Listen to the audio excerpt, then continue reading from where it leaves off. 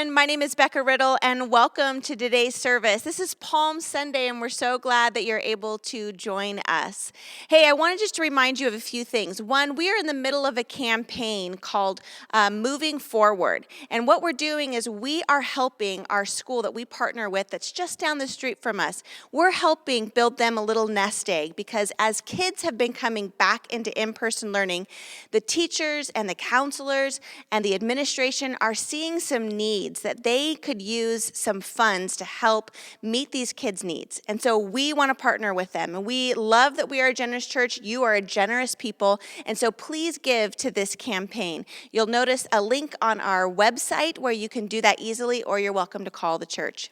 All right, guys, this is Holy Week, and so we have a few good details coming up, and we want to make sure that you have the right information so that you can attend. The first thing is Good Friday. So this is on April 2nd, is Good Friday this year, and you're welcome to participate online, just like you're doing right now, or through one of our cable network channels that we air on, or you're even able to come in person to experience our Good Friday service. This is a beautiful service where we really get to meditate and think about the sacrifice that Jesus made for us. I highly recommend coming. You're going to want to register for that through our website, or again, give us a call at the church. The other thing that I wanted to tell you about is Easter. Easter this year is on April 4th, and we would love to see you and your family, even in person here at the church. If you'd like to come in person, please register online. We have 2 services that morning, one at 9:30 and one at 11 a.m. We would love to see your family come. If you're not able to come, of course, we'll still offer you a great online product that you're welcome to worship and celebrate in the comfort of your own home. Well, people, we're so excited that Holy Week is here, and we just want to kick off this service with some worship. So let's do that.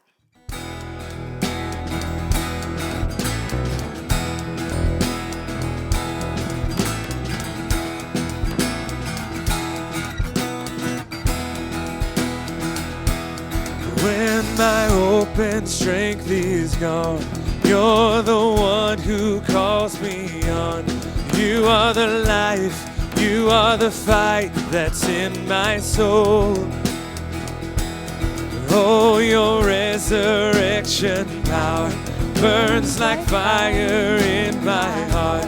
When waters rise, I lift my eyes up to your throne.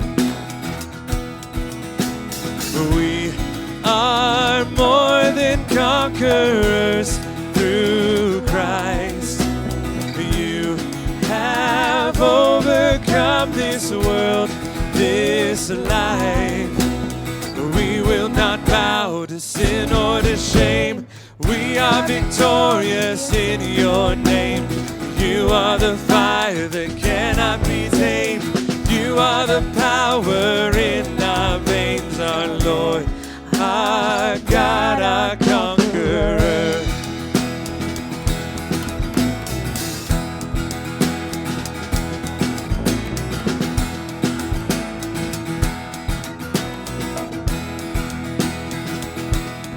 I will sing into the night.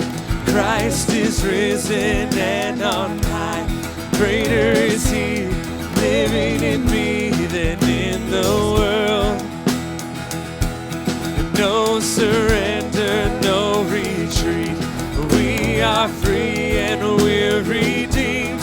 We will declare over despair, you are the hope.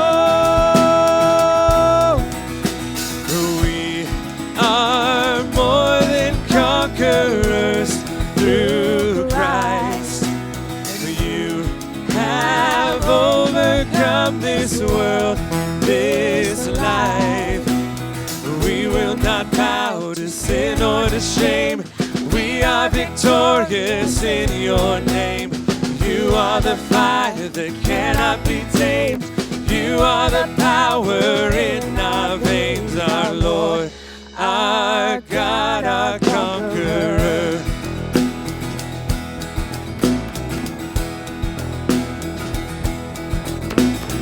Nothing is impossible. Every chain is breakable. With you, we are victorious.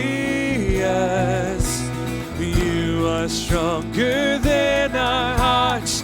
You are greater than the dark. With you, we are victorious.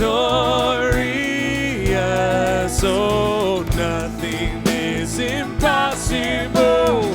Every chain is breakable. With you, we are victorious.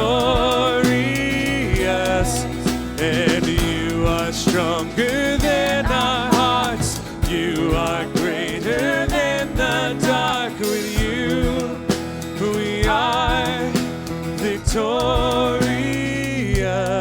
Oh, we are more than conquerors through Christ.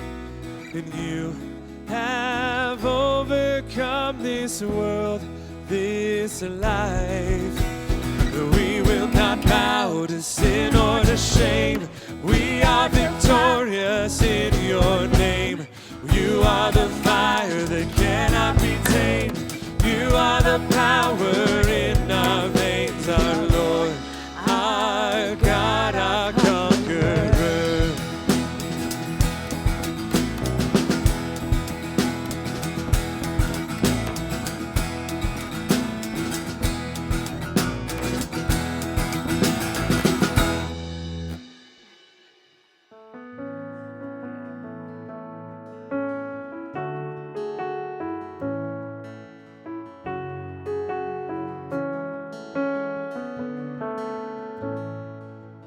Let the King of my heart be the mountain where I run, the fountain I drink from.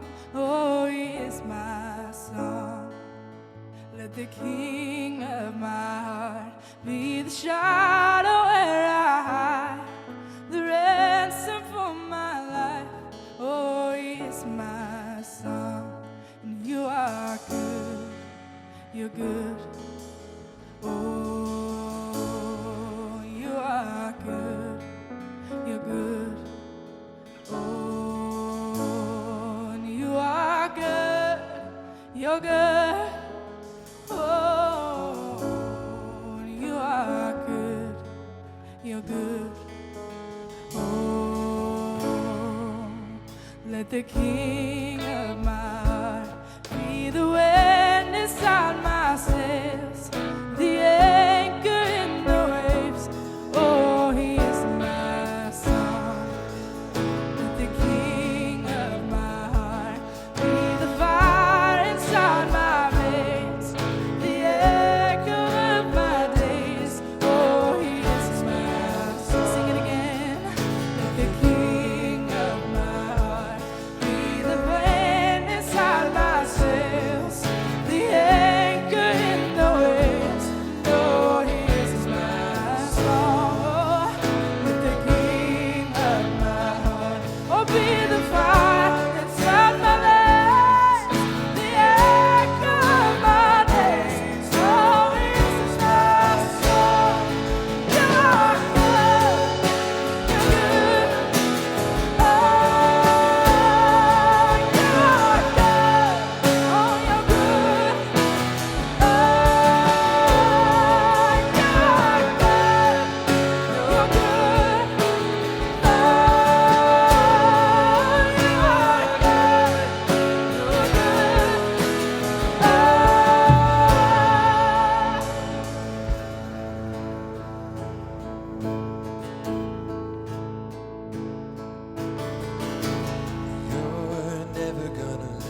You're never gonna let me down. You're never gonna let me down.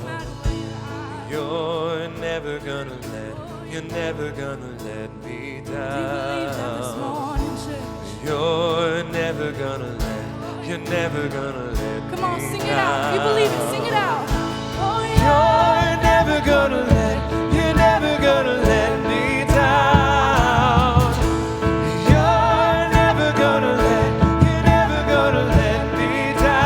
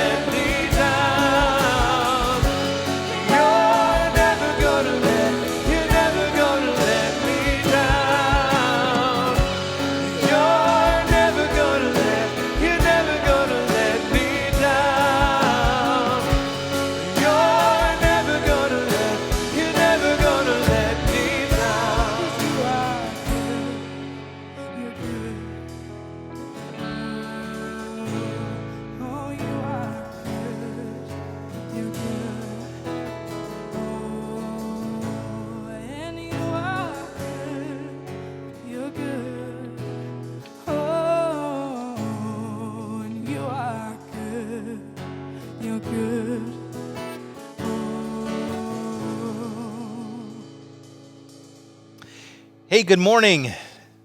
Glad to welcome you to our online service this morning. It's Palm Sunday, and you know what? That's the first day of Holy Week. Now, I'm going to let you in on a little bit on how my mind works sometimes. I don't know, you might be a little bit like me where you're a numbers person.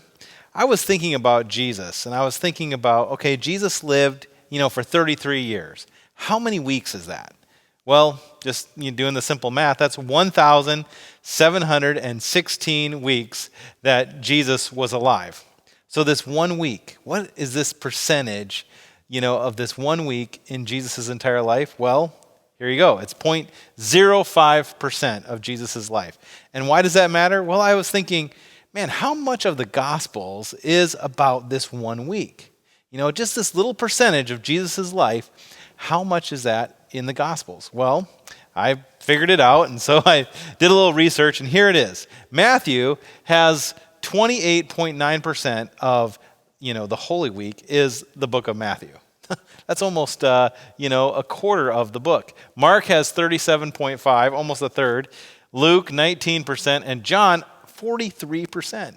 That's crazy to me. That's almost half of the gospel is about this 1 week in Jesus' life. It's an important week for us as Christians to think about this week. And I was thinking about, okay, this is a lot of percentage. How much about the other big holiday that we celebrate, Christmas? How much of the Gospels is about that? Well, it's only, here we go, 2%. 2% of the Gospels are about the beginning of Jesus' life, and all of this about this 1 week in Jesus' life. Man, it's really an important week. And I don't know what you have planned this week for your Holy Week celebration. We have a lot of things going on here at church, and we hope that you participate. But really today I want to talk about that first day, and that's Palm Sunday, the day that Jesus rode into Jerusalem and really announced this kingdom that was coming, this kingdom of love. I'd like to tell this story. The one that I settled on was found in Luke chapter 19. And I'd like just to tell this story to you. I'll use some of the verses as well as we think about it together. But this comes from Luke's gospel, and it's found in Luke chapter 19. So I want you to imagine yourself and put yourself into this story today. Imagine that you are one of Jesus' disciples. And you've been traveling with Jesus now for 3 years, and here you are in this small town near the Mount of Olives. You wake up in the morning, and Jesus gives you a very strange request. He tells a couple of your fellow disciples that says, hey, I want you to go over to this other village near the Mount of Olives, and I want you to you're going to find a donkey there, all right? And this donkey's going to be tied up. And I want you to untie that donkey and bring it back to me. Now, my personality, I would say, no way, Jesus. I don't want any part of stealing a donkey. So maybe a couple of your other fellow disciples would think, that sounds pretty adventurous to me. I'm going to go try that. But I do have one question, Jesus. If, the owner of the donkey shows up, what do we say? And Jesus says, just tell them that the Lord has need of it. Or some of the other gospels say the master has need of it. And I kind of imagine in my head kind of this Jedi trick, the master has need of it. And then they just go for it. Well, the disciples go and they find this donkey tied up. They untie it. And sure enough, the owner asks them, what are you doing? And they respond just like Jesus asked them to. And they take the donkey with them. When they arrive back to where Jesus is at, here they have this donkey. They're excited. They're getting ready to go into Jerusalem through the Mount of Olives. And there's a story that starts playing through their minds. And to kind of set this up, I thought I'd give you a little background on maybe what it was like to be a Jewish person living in that day, which the disciples were. You see, if you were a Jewish person living that day, you saw the events happening in your life. You saw those events as kind of unfolding of other stories that you knew from the Scripture. See, most of the people that lived were illiterate. Yet they heard the scriptures being read, and so the stories of the Exodus, the stories of the kings, the stories of the prophets were being recited to them. And so they would remember these stories, and whenever things were happening, events of the day were happening, they often would see this as fulfillment or continuations of those stories. And it's a pretty neat thing to think about that. But I bring that up because the disciples perhaps remembered the words of the prophet Zechariah. As they arrived with this donkey, they remembered these words, where the prophet said this. They said, "Rejoice greatly, daughter Zion. Shout, daughter Jerusalem. See, your king comes to you, righteous and victorious, lowly or humble, and riding on a donkey, on a colt, the foal of a donkey." You see, when they brought this donkey to Jesus, perhaps they remembered this story and they thought, whoa, this is what's happening. This is exactly what is happening in our lives today. We've been traveling with Jesus for 3 years now. We've seen the things that Jesus can do. We've seen that Jesus has the power to heal people from, amazing diseases. We've seen that Jesus has the power of God. I mean, it's got to be the power of God because we've seen Jesus actually raise people from the dead. And so this is our Messiah. We believe that Jesus is our Messiah, and this is the time. The time has finally come. We're riding into Jerusalem. We're going to be free from our oppressors, the Romans. And this is going on in their minds. And, there's this big picture idea. All of us humans have really in common that's going on, because really, when we hear this story, we see ourselves in the story of Scripture, don't we? What was happening with the disciples, I think, happens in our lives, and it's this. What we've experienced before often affects what we see today. What we've experienced before often affects what we've seen today, and the other part of that is this can cause either insight or blindness. Boy, when I think about this phrase here, what we've experienced before, what it meant for the disciples that day was they had experienced the story of Scripture, the prophets, the kings, the Exodus story, and all those things that they had experienced was affecting what they saw today. And we'll see as we unfold the Palm Sunday story that this was causing in their lives either insight or blindness. And for the people in that day, it definitely caused a sense of blindness because they interpreted what was happening today based on what they had known before. And, I was thinking about ourselves today. We don't ever do that, do we? Do we ever interpret things that are happening today based on things that maybe we read before in the Bible? That happens all the time today. People are making guesses, and sometimes there's another another phrase for that people use. They use the phrase confirmation bias. The disciples were already thinking this way, and then as things were coming in, they started making assumptions based on what they knew before. And I think people are still probably doing that today. And so when the disciples, they start coming into Jerusalem, they hear something. They hear the chanting crowd that starts saying these words, again, words that they knew from the Psalms. And it's found in Luke 19:38 that people were quoting Psalm 118 when they said, "Blessed is the King who comes in the name of the Lord. Peace in heaven and glory in the highest." Boy, when they heard those words, the disciples started to think, oh, yeah, this is happening. This is confirming once again that Jesus is the one who's going to rescue us from our oppressors.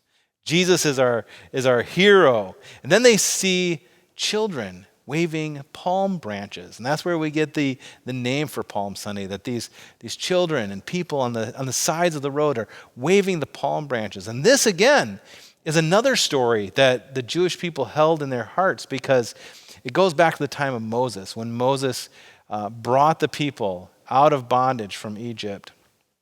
God had commanded them to wave palm branches around the altar of God. This was to commemorate what God had done in their lives, that God had brought them out of bondage and into something new, something called freedom. And so here the disciples see this, and again, it's just confirming once again that this is happening. Then they have the people that are standing along the side, they start taking off their outer garments and they spread them out on the road in front of the donkey, so that Jesus has this like multicolored carpet of sorts to ride upon.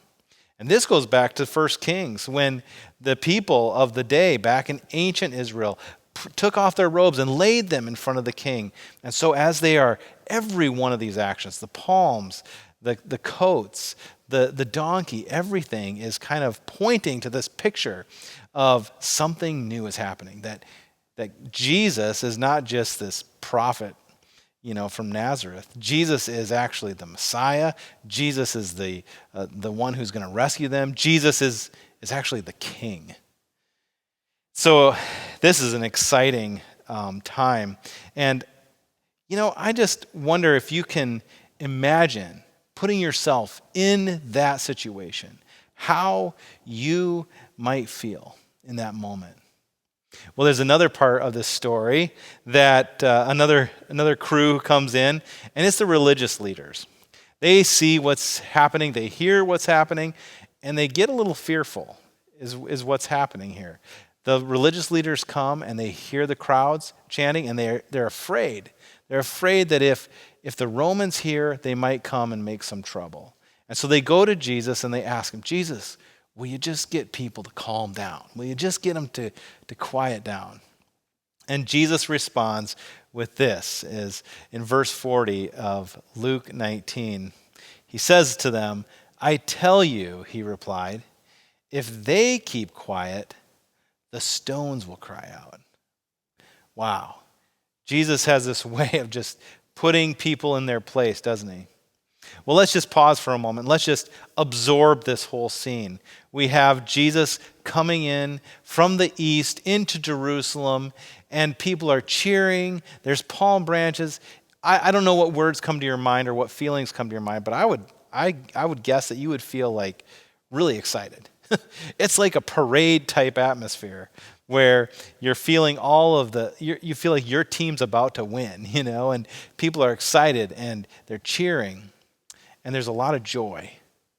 And in the midst of this scene, something happens. And as I read through the story, what happened next really kind of blew my mind. And we read about it in verses 41, 42. As Jesus approached Jerusalem and saw the city, he wept over it. Wow. And he said this, if you, even you, had only known on this day what would bring you peace. What would bring you peace? That was the desire of the hearts of the people that day. But now it is hidden from your eyes because you did not recognize the time of God's coming to you. Now it is hidden from your eyes. Man, that's a really powerful statement. And the contrast really here is stark. You have all this jubilation going on, and then you have Jesus in the middle weeping when he sees Jerusalem laid out in front of him. And that word weep, it really conveys a strong, strong emotional reaction, doesn't it? It's not just, I just cried a few tears, I'm wiping them away. It's this brokenheartedness. And I just had to pause for a little bit and just consider, why was Jesus weeping? Why was Jesus so brokenhearted as he saw this city and the people that he had come to love so much? And the way that I thought of it was this. Have you ever been in a situation where you wish things could be different, but somehow you know that they just won't be different? And it causes within you a reaction that's very deep, that causes this emotional reaction within you. This is kind of what came to mind as I thought about that in my own life.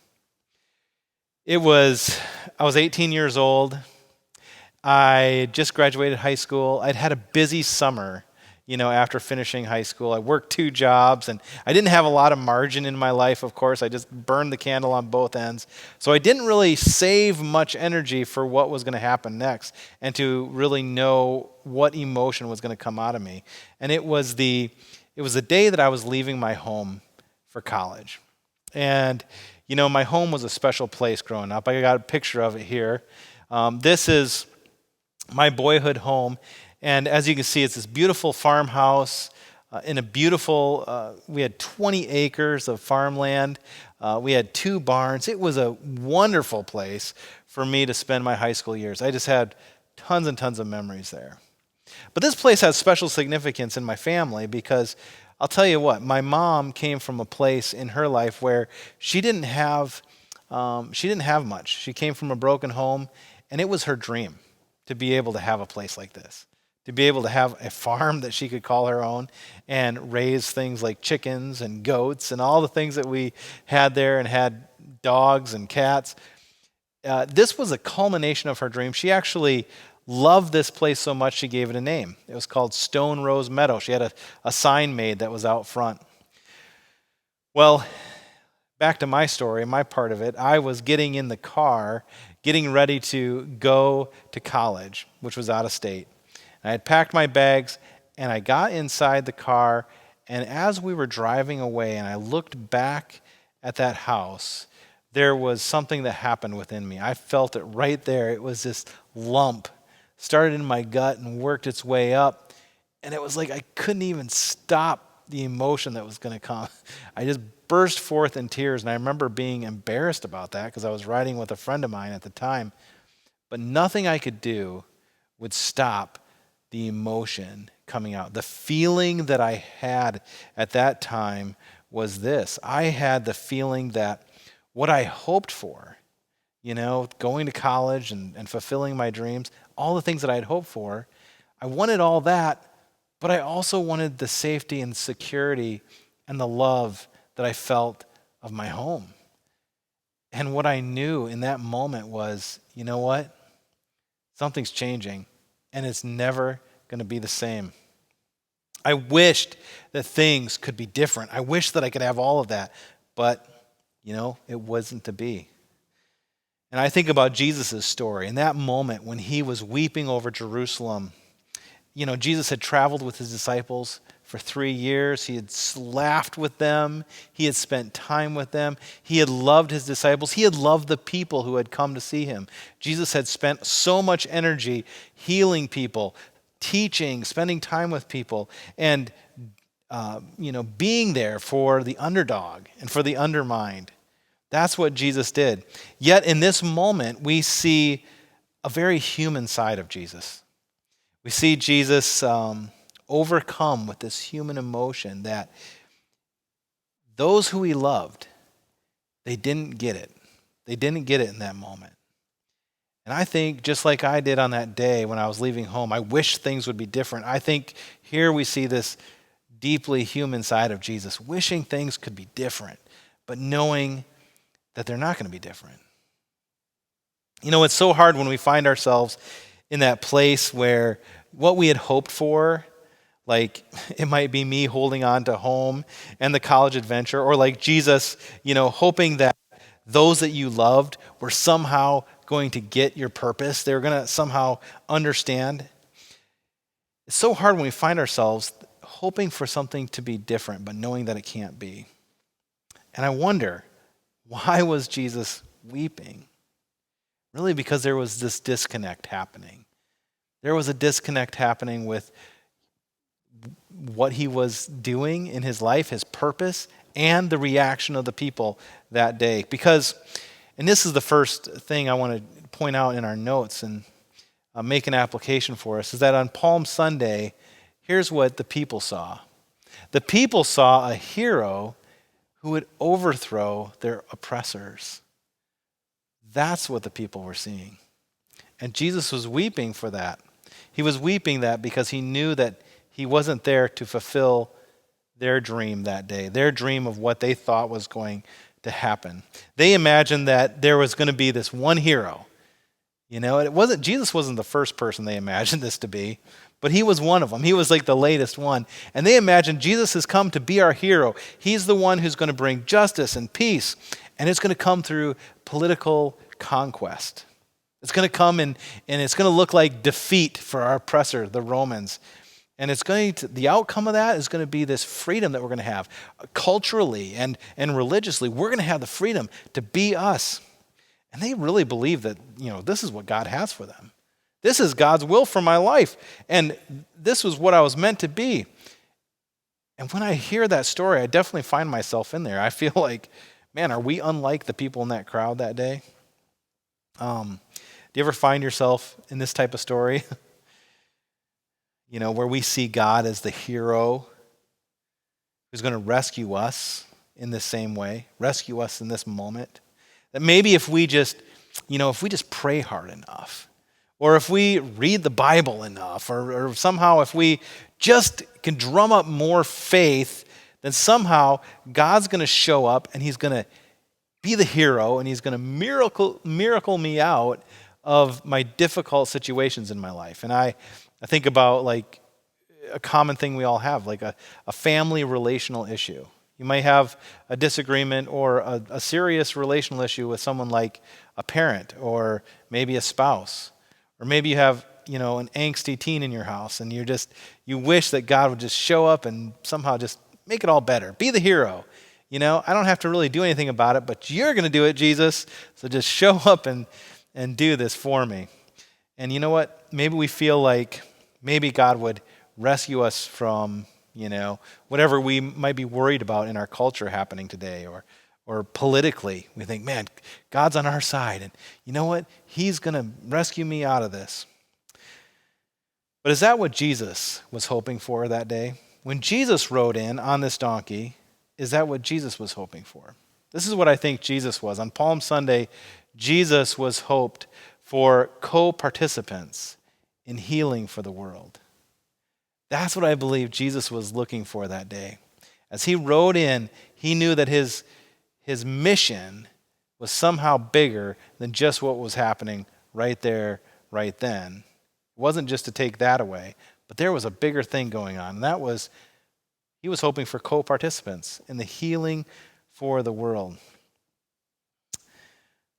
Jesus imagined this kingdom of love and peace was not just for the people gathered there on the sides of that road on that day in Jerusalem on the outskirts as he came from the east, coming from the Mount of Olives. It wasn't just for that. No, this kingdom was actually a kingdom that would have no boundaries on time or space or people.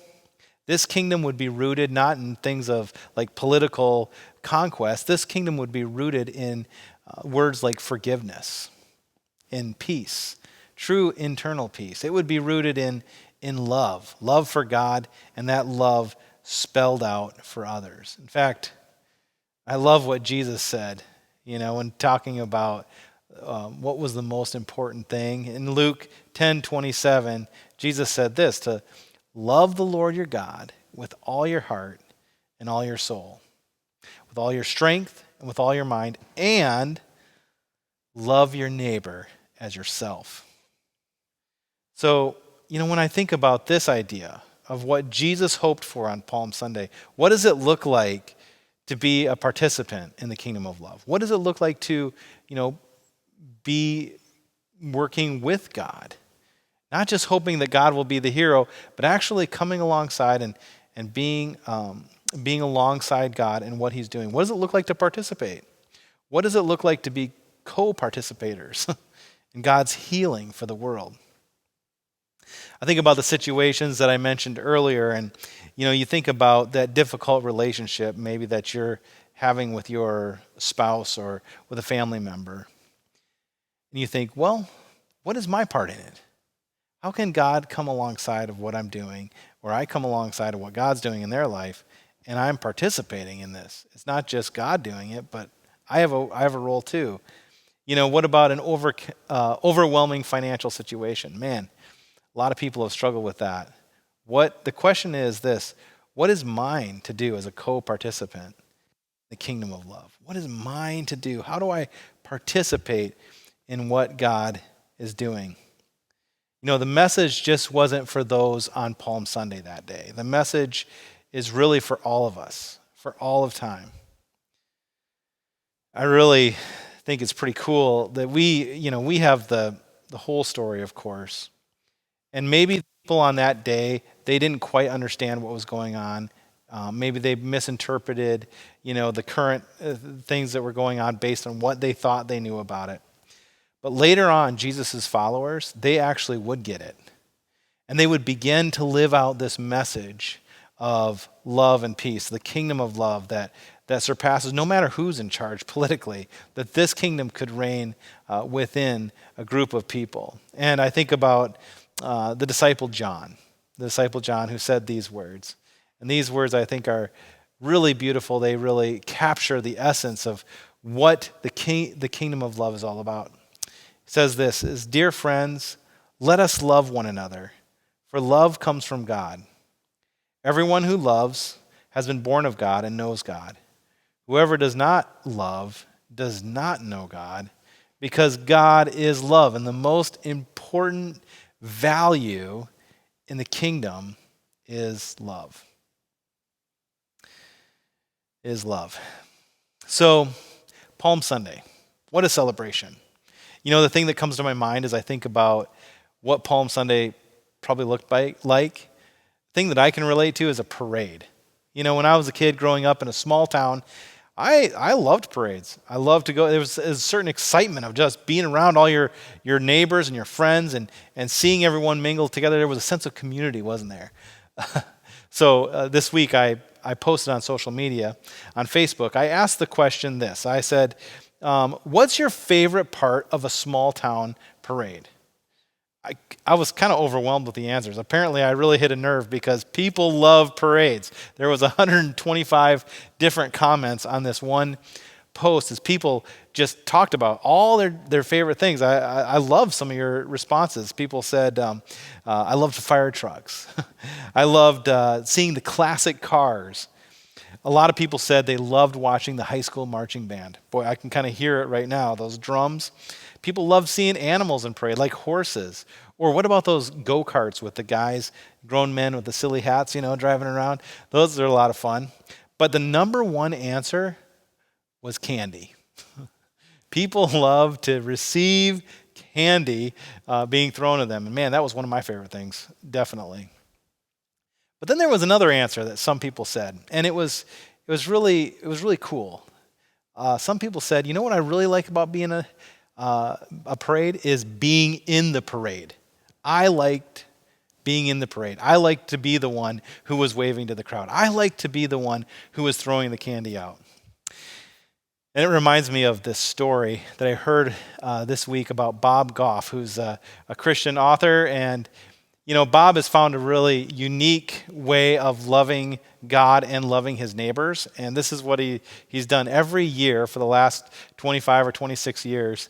At his home in California, they have a New Year's parade just for their neighborhood. And there's one really unique thing about this parade. In this parade, there's no spectators. In this parade, as you can see here, here's a picture of this. Man, I'd love to be in San Diego on New Year's Day. Everyone's in the parade. In fact, they're encouraged as neighbors. Everybody knows that if you see one of your neighbors there on the side just spectating, you're encouraged to go over and encourage them to get in the parade and to be a part of that. And as I heard that story, I thought about the message of Palm Sunday. The message of Palm Sunday for us this year as we think about, a parade is not to be a spectator, not to be the one who's hoping for someone to hero me out of my situation or something, that Jesus will just cause a miracle and make everything better. But to realize I'm not a spectator in this parade of the kingdom of love. I am actually invited by God to be a co-participant and to be able to link arms with what God is doing and to make a difference in the world today. The kingdom of love that started on Palm Sunday begins in the same place that I believe that it began then, and that it begins in our hearts. And it begins by making a difference in loving God and then playing that out by loving others as well. Well, I love this message about Palm Sunday. I'd love to hear your thoughts and let us know how this message has impacted you and what you're going to do maybe even this week and think about, man, what is really stirred up in my heart to participate in what God is doing in my life? If you have something tough going on, we'd love to hear about that. We'd love to pray with you as well and to help you explore how you can really invite God into those spaces and see God work in a great way. Let me just say a prayer blessing over you. God, I'm grateful today for Palm Sunday, and I'm grateful for what Jesus did on that day. As he came into the city and he imagined it being a certain way, this kingdom of love, God, not only is given to the people of that day, but it's poured out to our hearts as well today. Continue to make yourself real to us as we unpack this in our lives and in our church, in our community. God, be with us this week as we celebrate this most holy of weeks. We're grateful that we have Jesus and that we have his love in our hearts. In his name I pray, amen. See you next week, church.